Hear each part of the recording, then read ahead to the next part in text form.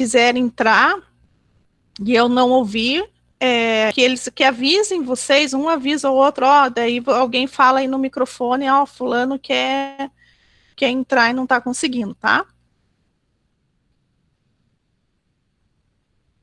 Então, vou pôr o material. Agora eu não consigo enxergar ninguém de vocês, quem está entrando, quem está saindo, quem está pedindo para entrar, tá?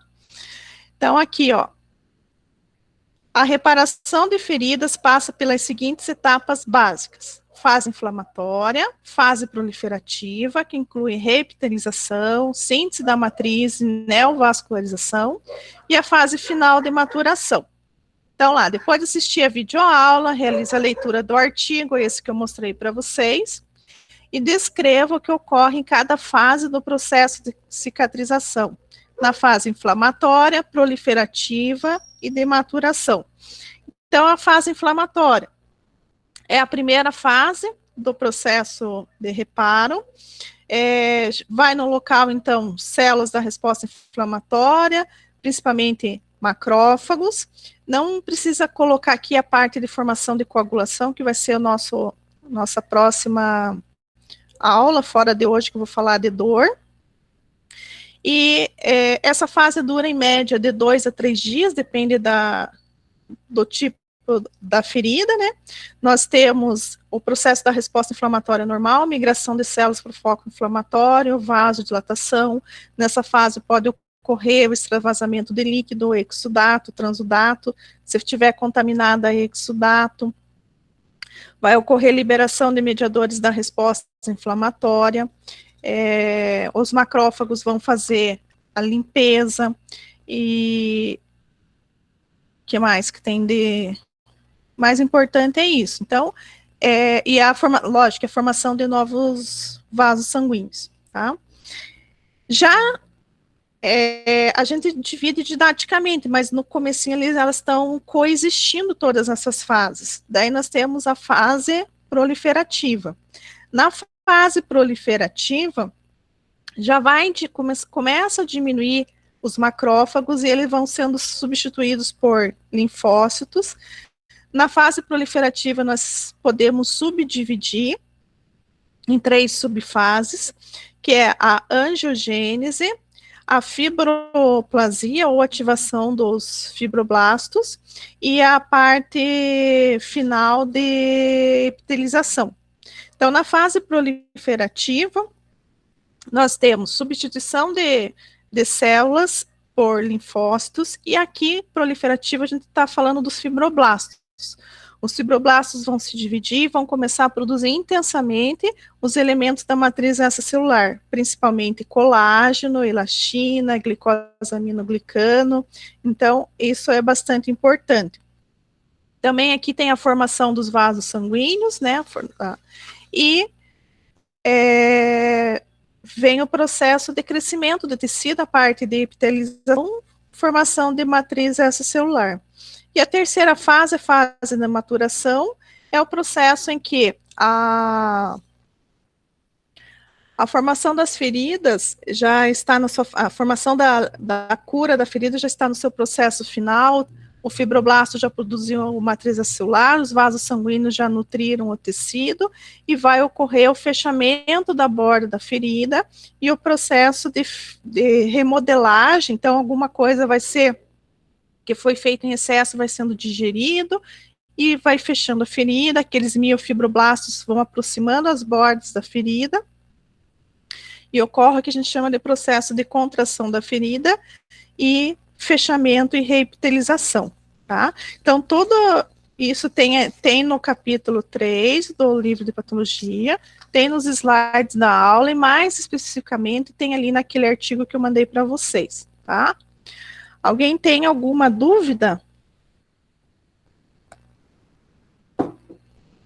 Deixa eu sair aqui agora, só para eu ver vocês. Alguém tem alguma dúvida dessa atividade? Posso ir para frente? Ninguém pediu para entrar, né? Então tá. Pode sim. Então, eu vou falar para vocês hoje sobre Lá, daí quando a gente sai, a aula desaparece, mas eu já faço entrar, aparecer de novo.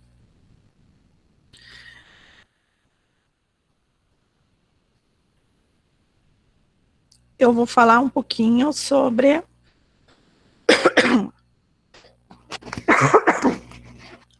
a dor.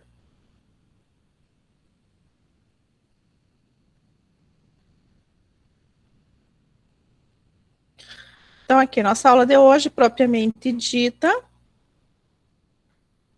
Deixa eu pegar aqui um marca-texto. É a fisiopatologia da dor. Na verdade, é uma revisão da fisiologia da dor, para quem já teve, e para quem não teve, é a fisiopatologia, né? Então, o que, que é a dor? A dor é uma experiência que a gente chama sensorial, de sensação, a gente tem a sensação de dor. Só que também tem o aspecto emocional. Por quê? Por exemplo, você morreu um ente querido, uma pessoa muito próxima de você. Não necessariamente você está tendo uma dor de estímulo físico, você está tendo uma dor de estímulo emocional. E é uma dor tão intensa como se fosse, por exemplo, dói o peito, dói a região do coração, dói o estômago, dói o corpo. É uma série de sinais e sintomas que a gente sente com dor e ninguém encostou na gente. É um estímulo emocional. A dor sempre é desagradável. Ela pode ou não, então, estar relacionado a um dano, uma lesão de tecido. Então, por que, que ela pode ou não? Porque na dor emocional eu não tenho necessariamente uma lesão direta no tecido. Então, essa percepção da dor nós chamamos de nocicepção, ou percepção, sensação nociceptiva.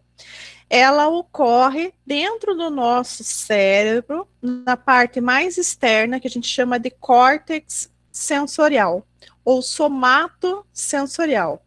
Então, na sensação de dor, nada mais é que a percepção de um estímulo lesivo. A dor é algo que nos protege, porque se a gente não sente a dor, a gente não consegue perceber o estímulo lesivo e a gente mantém-se naquele estímulo lesivo. Então, por exemplo, a gente põe um calçado e tem uma pedrinha lá dentro. Você começa a caminhar, aquela pedrinha começa a danificar a pele ali do teu pé, começa a perfurar e cutucar. O que, que a gente vai fazer? Vai andar o dia inteiro com a pedrinha no sapato, só se tiver querendo se torturar mesmo. O que a gente vai fazer? Vai parar, vai ter a calma, tira o sapato, tira a pedrinha e continua a vida. Tem pacientes, por exemplo, os diabéticos, que tem uma situação que a gente chama de neuropatia diabética, em que eles deixam de perceber essa sensação, principalmente nos pés, membro inferior. Então, imagine, entra uma pedrinha no sapato, eles andam o dia inteiro, a pedrinha perfurando ali, e eles não sentem. No final do dia, ao tirar o sapato, meia, às vezes vão encontrar um sangramento e vão olhar ali, fez um rombo embaixo do pé, né? Então, por que, que ele fez um rombo? Porque ele não percebeu o estímulo lesivo. Então, dor é um estímulo que existe também para nos proteger, para nos afastarmos de estímulos perigosos e lesivos que nos vão causar dano. Então, a dor é um mecanismo de proteção para o nosso organismo e ela vai se desenvolver normalmente sempre quando um tecido está sendo lesado. Porque normalmente, essa é a dor fisiológica. Tem lesão, dor. Se a lesão é pequena, dor pequena. Se a lesão é grande, dor grande. Então, isso vai ser uma regra para o nosso organismo. Se tem lesão, vai sentir dor. O que, que não é dor fisiológica? É quando você não tem lesão, mas tem dor. Então, tá errado. Por exemplo, na pessoa que tem fibromialgia. Ninguém está fazendo nada, ninguém está encostando nada nela, ela está simplesmente parada e dói o corpo todo. Daí é errado, não tem lesão, está tendo dor. Então, a sensação de dor é chamado de nocicepção. A nocicepção são um conjunto, vamos dizer assim, de etapas que ocorrem no nosso corpo, que no produto final, que é dentro do nosso cérebro, a gente vai ter a sensação de dor. A dor é uma experiência pessoal e subjetiva. O que dói para mim pode não doer nada para você. O que dói muito para você pode não doer nada para mim. Então, ela é subjetiva. Não existe um aparelhinho, como existe o termômetro, como existe o oxímetro, o aparelho de pressão, que a gente encosta na pessoa e fala assim, essa pessoa está com 10 de dor, essa pessoa está com 30 de dor, essa pessoa está com 200 de dor. A gente tem escalas subjetivas, né? Tem aquelas várias escalas, mas assim, que nos aproxima, que nos dá uma ideia. E como ela é subjetiva, a tendência nossa, de profissionais da saúde, é querer fazer a comparação. Então, por exemplo, a mulher, eu sou enfermeira, já tive filhos, e já sei qual que é a sensação de dor do parto. Estou atendendo uma mulher que está tendo um filho, e essa mulher está fazendo um escândalo. Daí eu falo assim, ai, que raiva, eu já tive filho e não dói desse jeito, não precisa gritar, eu não gritei desse jeito. Cada um é um, gente. Então, se a pessoa responde daquela maneira, para ela é aquele limiar que a gente chama, o nosso limiar é outro. Então, a gente não pode fazer a comparação, por mais que tenha passado pelo mesmo procedimento, e querer comparar. Ah, isso aí não dói nada. Da mesma forma, quando perguntam para a gente vai fazer um procedimento, a gente é obrigado a explicar esse procedimento, e a gente, se ele causa dor, a gente vai falar, esse procedimento, ele é dolorido, ele causa dor. Daí perguntam assim, é muita dor? É pouca dor? Fica difícil da gente responder, porque você fala assim, é bem dolorido, a pessoa, nossa, você falou que ia doer, não doeu nada. Para outros, você fala, não, é bem tranquilo. Daí, ai, você me mentiu, quase morri de dor. Então, é bem complicado. Eu falo assim, dói. Dói da intensidade que cada um sente, tá? Então, no processo de dor, então, ela é pessoal, subjetiva, e ela tem uma influência da nossa cultura, ele tem uma influência do significado da situação e por processos psicológicos. O que isso quer dizer? Então, por exemplo, ali com relação à cultura, nasceu um nenezinho, tá? 7 dias, uma menininha, os pais vão sair de casa para fazer a vacina e para pôr brinco na orelha. Então, assim, para pôr o brinco na orelha, causa dor, faz um estalo perto do ouvido da criança, ela se assusta e chora. Mas a mãe está tão empolgada de ver a menininha com o seu brinquinho bonitinho que ela não se importa pela dor. Se importa, mas aquilo não é... Ela consegue trabalhar tranquilo. Por quê? Porque vai pôr o brinco, vai ficar bonita. Daí vai doer, vai doer, mas não faz mal. Daí na hora de fazer a vacina, daí é um escândalo. Ai, que dó, ai, que pena. A enfermeira tem mão pesada, judiou, deixou inchado. Entende a questão assim cultural? Então, os dois procedimentos são doloridos, os dois procedimentos são desconfortáveis, só que eu não vejo pais, nunca vi, eu trabalhei em farmácia, eu furei a orelha de criança, todo mundo ia animado furar a orelha da criança, não queria nem saber, tá? E para fazer uma injeção, uma vacina já é um drama. Então, isso é questão cultural.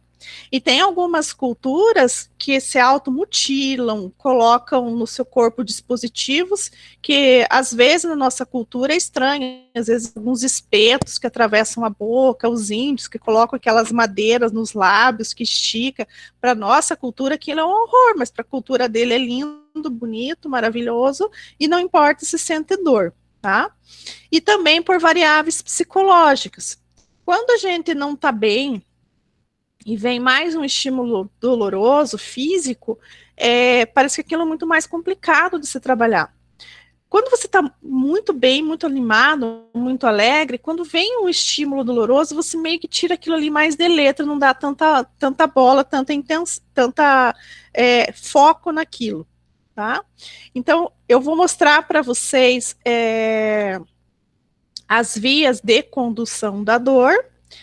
Só quero mostrar que, por mais que a gente tenha uma sequência linear de condução da dor, a dor não é só esse sistema linear de transmissão, né? Ele estava envolvido por outros processos, principalmente processos psicológicos. Deixa eu ver se tem alguém que está entrando aí.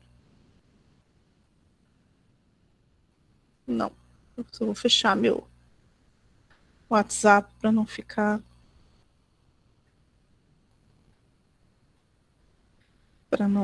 incomodando. Ai, daí ele sai.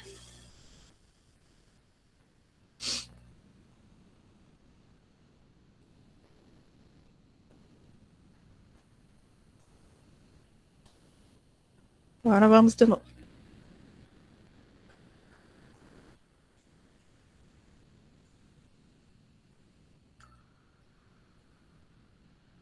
Então, aqui, a nocicepção. A nocicepção é a percepção da dor. Então, nós temos aqui na figura um dedo. Então, na nossa parte periférica, membro superior, membro inferior, órgãos periféricos, tem nervos. Nervos são conjuntos de neurônios. E tem um tipo de neurônio que a gente chama de neurônio sensorial sensitivo, que ele faz essa integração entre a periferia e o sistema nervoso central. O que é sistema nervoso central? Encéfalo e medula espinhal. Todas as informações que vão para o cérebro e todas as informações que o cérebro quer passar pela periferia, elas circulam pela medula espinhal. É como se a medula espinhal fosse uma estrada que sobe e desce com a informação. Então, nós temos aqui a ponta do dedo. Essa aqui é a parte inicial do neurônio que capta um estímulo, por exemplo, estamos falando de dor, estímulo lesivo, gera aqui um potencial de ação. Esse potencial de ação vai entrar pela parte de trás da medula espinhal. No centro da medula espinhal tem essa região mais acinzentada, em forma de H ou borboleta, aqui onde tem neurônios. Esse primeiro neurônio aqui é chamado de neurônio sensorial, ou receptor de dor, ou ainda nociceptor ou nocireceptor. Ele se despolariza pelo estímulo lesivo, lembram lá, despolarização é potencial de ação, e aqui vai fazer uma sinapse. O que é sinapse? Comunicação entre célula nervosa com célula nervosa. É uma sinapse química, vai liberar aqui um mediador químico, e daí esse neurônio se despolariza, e ele vai despolarizando, e vai conversar lá dentro, no tronco cerebral, até chegar aqui na área do córtex, que é a parte mais externa, e nós vamos ter a percepção da dor. Então, nós chamamos esse receptor sensorial sensitivo de receptor primário. Ele é chamado de aferente. Aferente quando leva informação da periferia para o centro, e eferente quando é do centro para a periferia. Então, ele está aferente, pegando uma informação daqui e levando para o sistema nervoso central. Entrou na medula espinhal, é sistema nervoso central. Vai fazer sinapse com um segundo neurônio, que a gente chama de neurônio de segunda ordem, e esse neurônio de segunda ordem vai subir pela medula espinhal e vai levar a informação até a região do tálamo. O tálamo é uma região do sistema nervoso central responsável por todas as informações que entram e saem no sistema nervoso central. Eu gosto de comparar o tálamo como aquele guichê de informação num ambiente que tem várias seções, setores, para direcionar para onde que as pessoas vão. Por exemplo, se vai na prefeitura lá de Ponta Grossa, você chega, tem um guichê na entrada que vai te dar uma senha. O funcionário que está ali, ele vai perguntar, o que você quer fazer?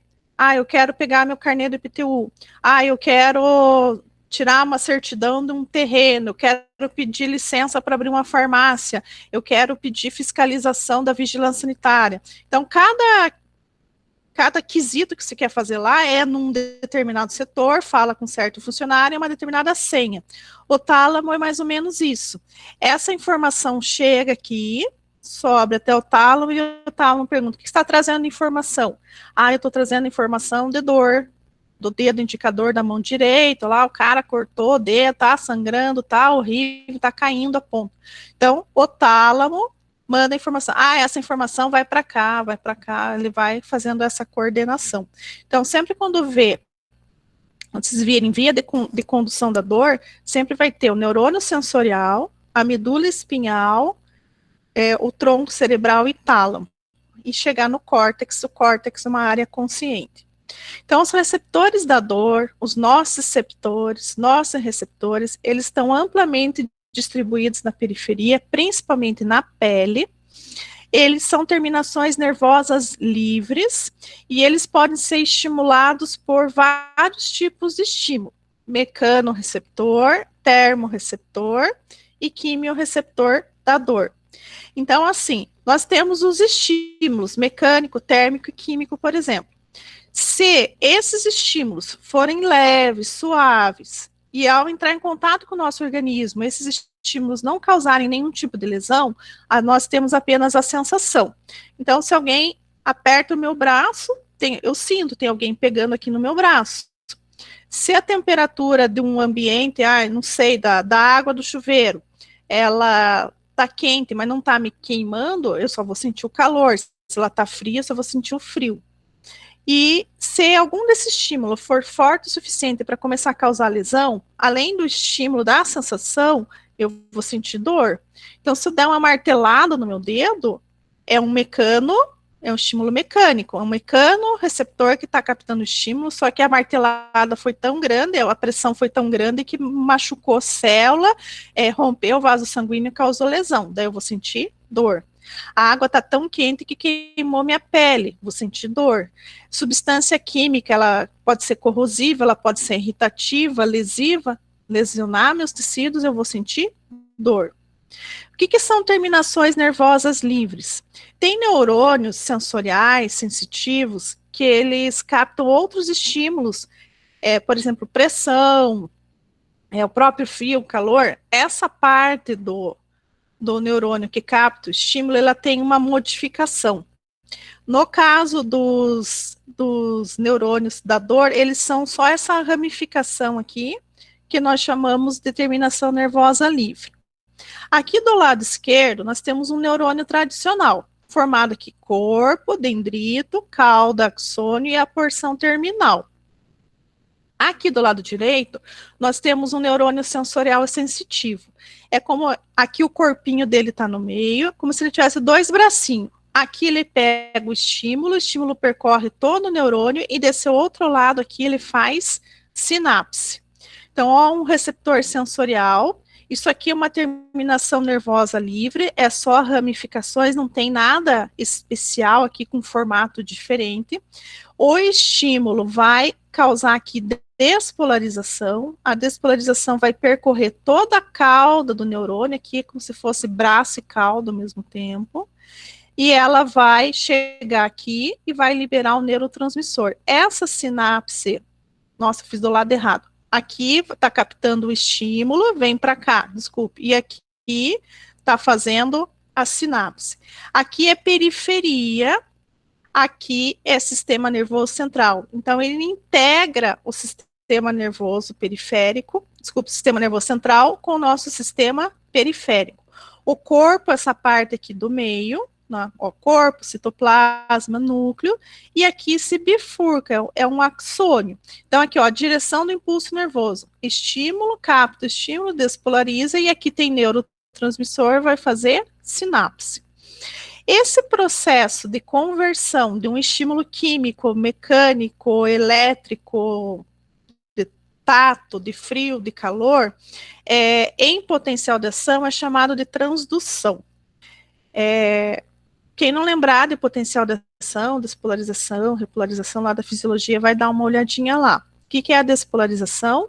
É quando uma célula recebe um estímulo, abre-se canais de sódio, a célula vai para um valor positivo, daí fecha o canal de sódio, abre de potássio, sai potássio, ela volta para um valor negativo. Daí nós temos a propagação desse potencial de ação. Então, enquanto o potencial de ação está percorrendo esse neurônio sensitivo, o nome disso é chamado de transmissão. Aqui nós temos um pedacinho da pele, é clássico quando a gente mostra um pedacinho da pele. Essa parte mais externa é a epiderme, e aqui nós temos a derme, aqui epiderme, e aqui embaixo a derme.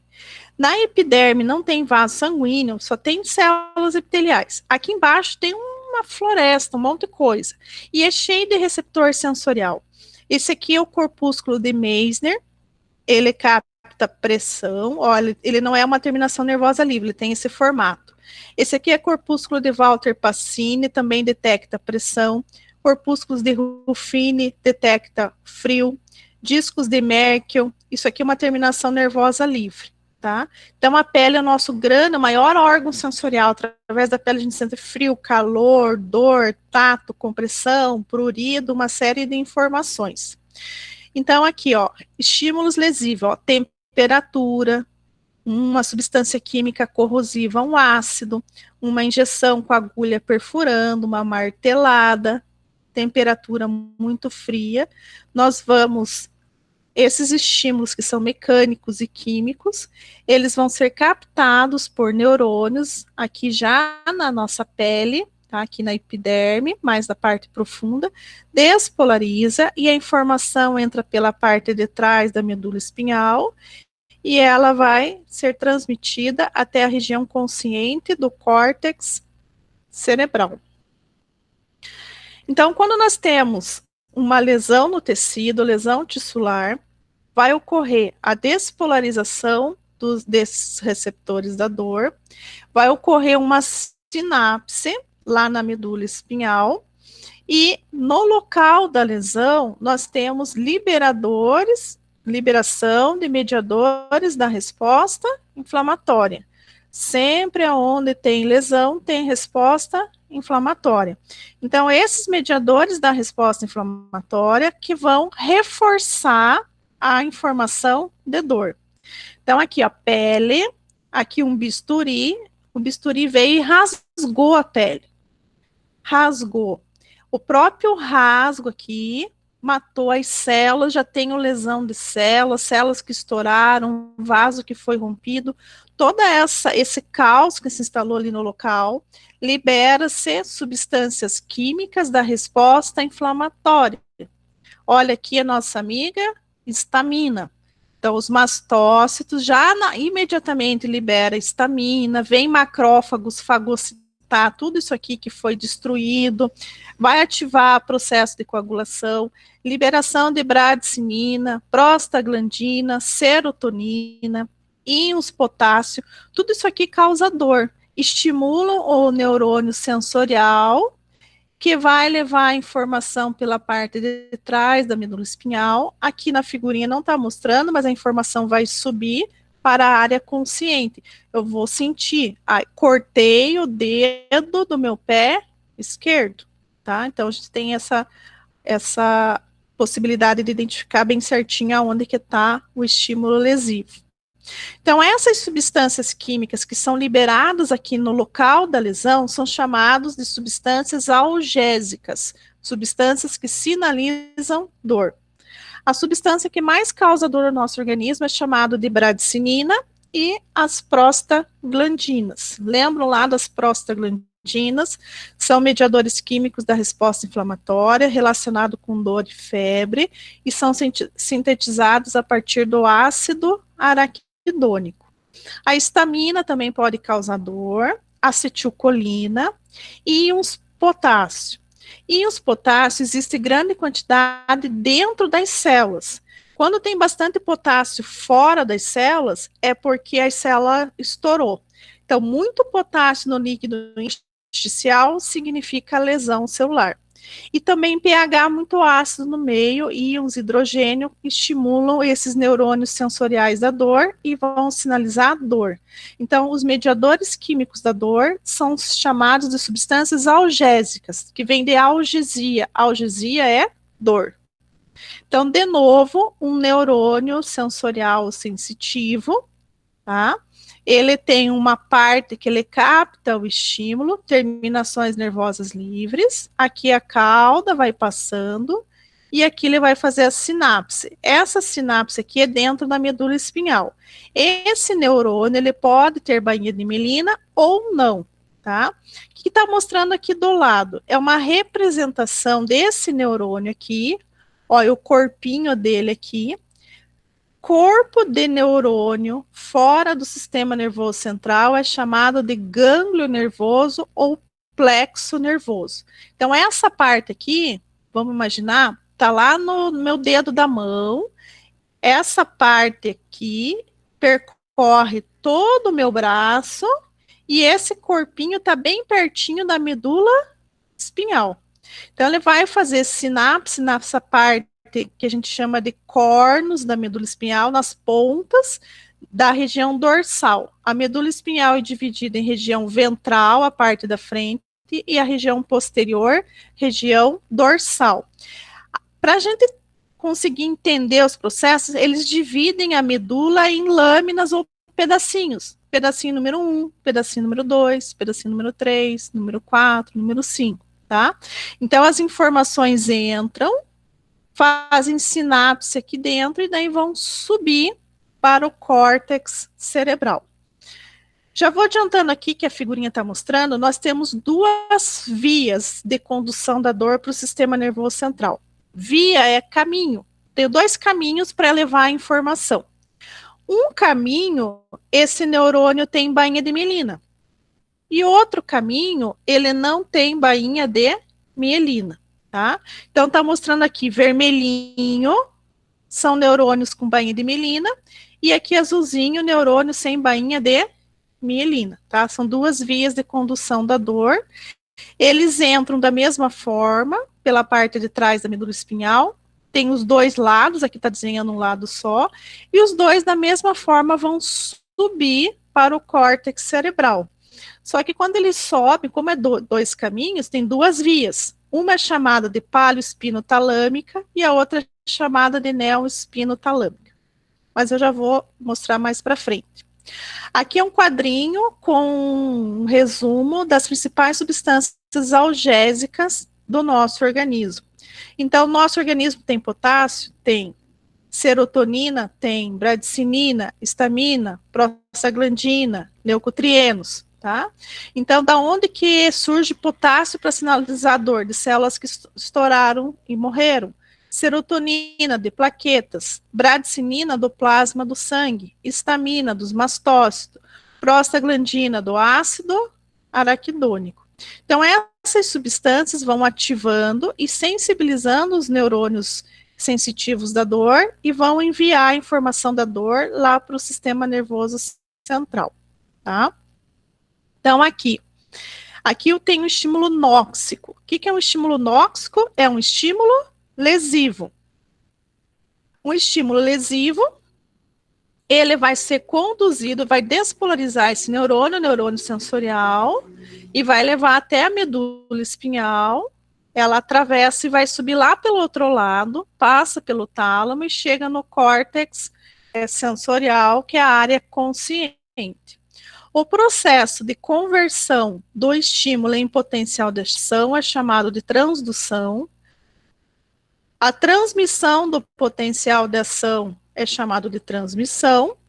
E essa informação vai ser conduzida até o sistema nervoso central superior. Existe uma situação aqui chamada de modulação. Essa modulação é uma via descendente de neurônios que libera aqui no local substâncias algésicas. O que é uma substância algésica? É uma substância que causa dor. Esse neurônio primário aqui, sensorial, ele leva a informação de dor. Aqui na modulação, ele libera uma substância analgésica que retira a dor. Então, nós temos a transdução, a transmissão, a modulação e a cognição ou percepção. Todas essas etapas fazem parte do conjunto que é a nocicepção. Então, o que que é a tradução? É a conversão de um estímulo lesivo em potencial de ação. Lembram lá que o nosso cérebro não sabe o que é calor, não sabe o que é frio, não sabe o que é doce, o que é salgado, ele só sabe o potencial de ação. São os receptores dos nossos órgãos sensoriais sensitivos que transformam esse estímulo em potencial de ação. Esse potencial de ação viaja, é transmitido através da medula espinhal para a parte superior. Quando eu tenho a percepção do frio, do calor, da dor, do doce, do salgado, do som, da visão, todos os nossos sentidos são processados aqui no nosso córtex sensorial. O nosso organismo, ele apresenta um sistema próprio de analgesia, ele controla, ele dá uma filtrada nas informações que vêm da periferia, sinalizando dor. Esse processo é de modulação, também já vou mostrar para frente. Então, as vias de condução da dor começa com neurônios periféricos, ele é chamado também neurônio sensorial, sensitivo, primário de primeira ordem. Na medula espinhal, ele faz sinapse com neurônio de segunda ordem e a informação sobe lá para o tálamo. Algumas conexões podem ser feitas e ter um neurônio aqui de terceira ordem antes de chegar no tálamo.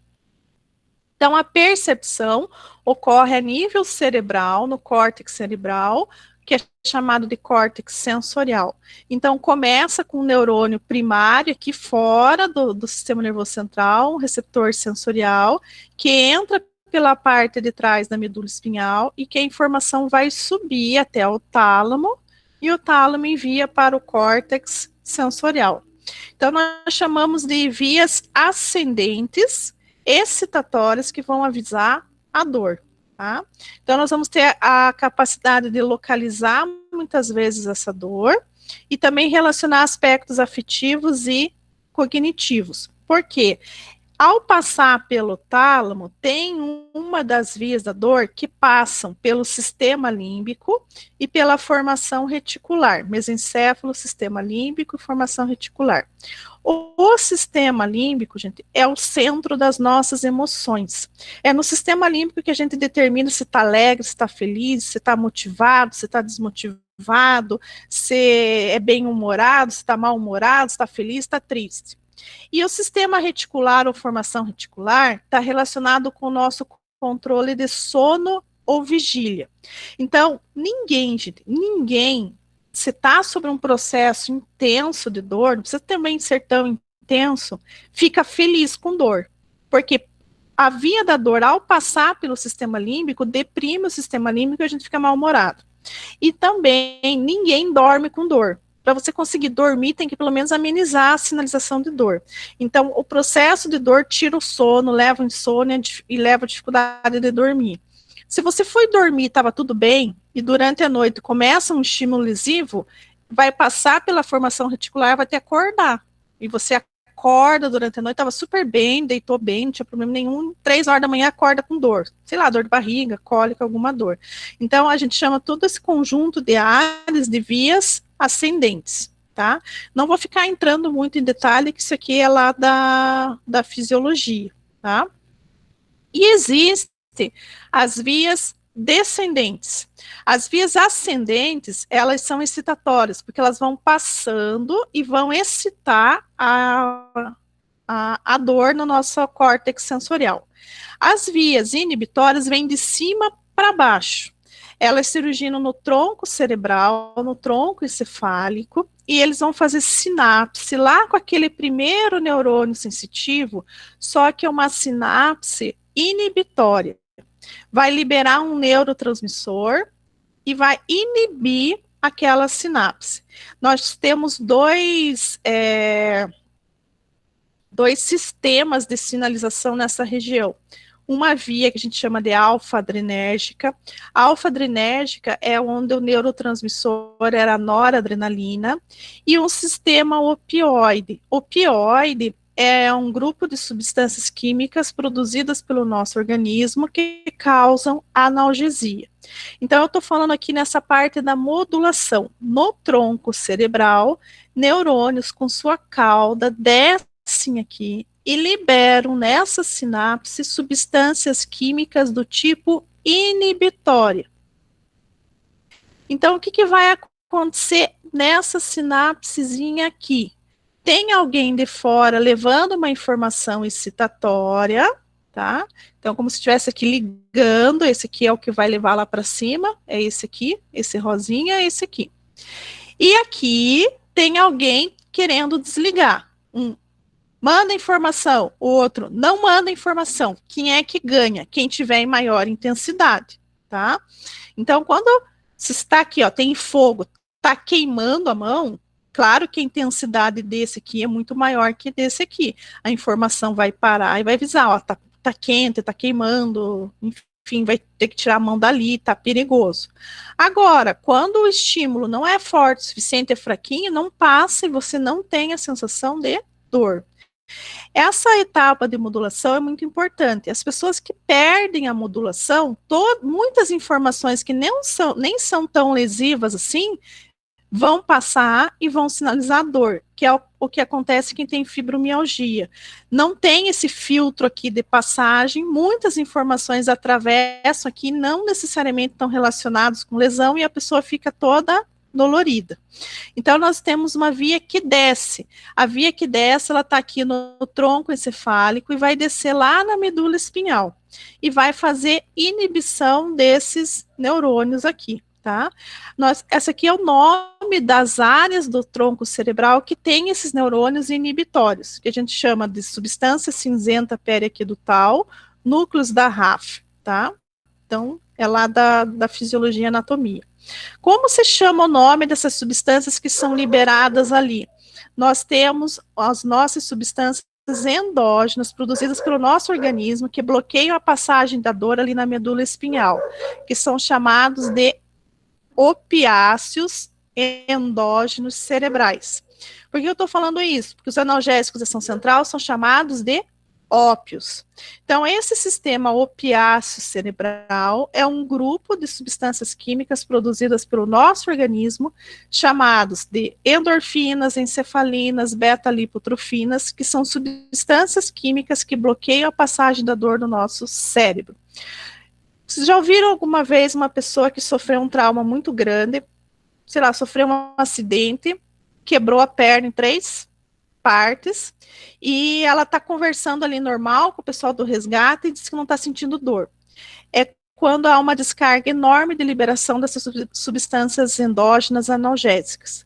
Só que a quantidade dessas substâncias não são muito grandes, então elas não conseguem manter por longo tempo uma grande analgesia.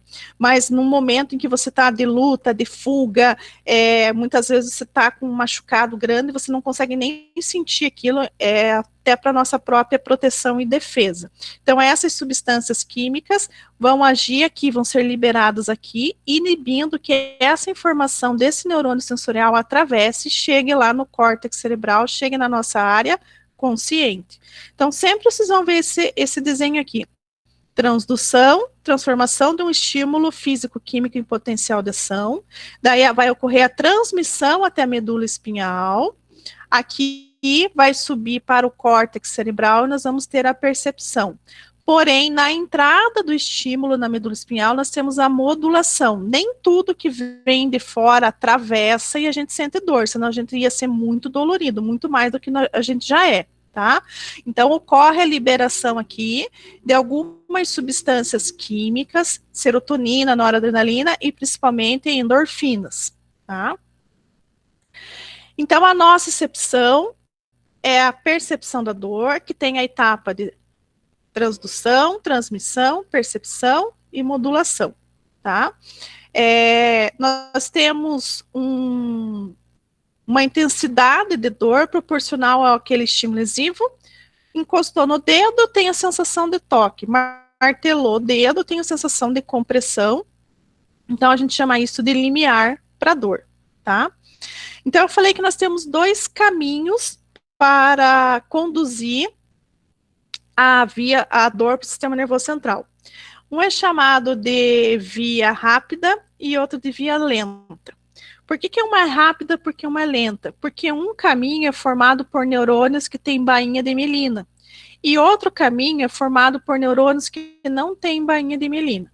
Neurônios que têm bainha de mielina são chamados de fibras nervosas do tipo A. Neurônios que não têm bainha de mielina são chamados de neurônios do tipo C.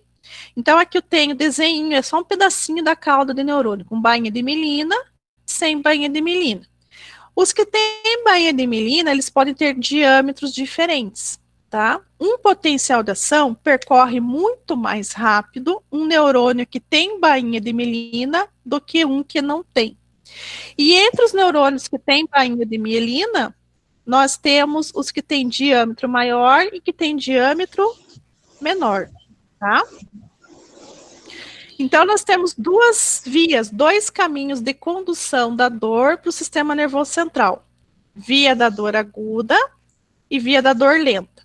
A via da dor aguda é chamada dor empontada, dor enagulhada, dor rápida, dor elétrica, porque ele é formado por neurônios que têm bainha de mielina e a condução é bem rápida. E é por essa via a gente consegue localizar exatamente onde está doendo. A via da dor lenta é chamada de dor em queimação, dor nauseante, às vezes está relacionado com náusea e vômito, também relacionado com resposta inflamatória crônica, com isquemia e desnutrição tecidual. É formado por fibras do tipo C e é chamado também de dor difusa. Essa via aqui, eu consigo falar exatamente aonde está doendo, tá? Eu falo assim, tá doendo o dedão do meu pé esquerdo. Eu localizo exatamente. Essa aqui eu não localizo. Eu falo assim, tá doendo o meu pé. Você sabe que não tem lesão no pé, que é no dedo, mas qual dedo? Ai, não sei, tá tudo doído, tá? Então a gente não consegue definir exatamente onde que tá doendo. Então, ó, nós temos duas fibras de dor, duas vias de condução da dor, via da dor rápida, formada por fibras do tipo A, e via da dor lenta, formadas por fibras do tipo C. As duas informações de dor entram pela parte de trás da medula espinhal, fazem sinapse com neurônios de segunda ordem, para esse aqui é de segunda ordem é esse, para essa via é esse. E a informação vai subir para o tálamo, tá? E daí nós temos a dor aguda, tá? Dor fisiológica. O que é uma dor fisiológica? Aquela que resulta de uma lesão. E é normal ter lesão e ter dor. Então, uma lesão traumática, uma lesão cirúrgica, infecciosa, tá? Tem caráter fisiológico, função de defesa e vai responder bem a medicações analgésicas. O que é uma dor crônica? Dor crônica já é patológica. A função da dor é avisar que tem estímulo lesivo. Eu já sei que tem estímulo lesivo, não precisa ficar me contando. Então, é a dor que persiste ao curso de um dano agudo, junto com processos patológicos duradouros, intermitentes ou repetitivos. Então, está relacionado mais com resposta inflamatória crônica, tá? Então, tem aqui os tipos de dor aguda, crônica, dor cutânea, dor visceral, dor somática, tá? Isso aqui também. E o que a gente vai entrar depois do intervalo é no controle da dor. Como que a gente faz o controle da dor? Nós temos intervenções não farmacológicas, então às vezes o processo é cirúrgico, acupuntura, eletroterapia, fisioterapia, musicoterapia, e daí nós temos as intervenções farmacológicas, tá? Então, é isso que a gente vai estudar lá na farmacologia, que eu vou falar lá na outra aula.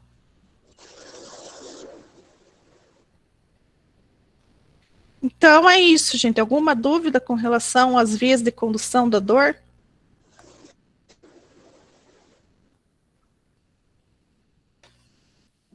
Vocês tiveram na fisiologia alguma coisa relacionada à dor?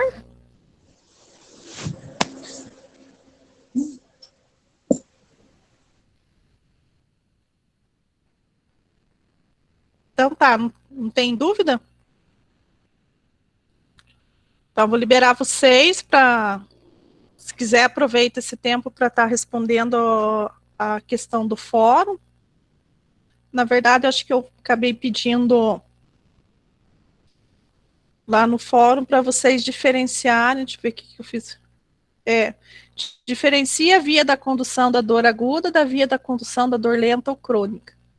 A via da dor aguda é formada por células do tipo A, mais rápida velocidade de condução, ela ela é uma dor localizada, né? Daí também tem algumas características relacionadas ao sistema límbico e ao sono, que eu vou falar ali na segunda aula, tá?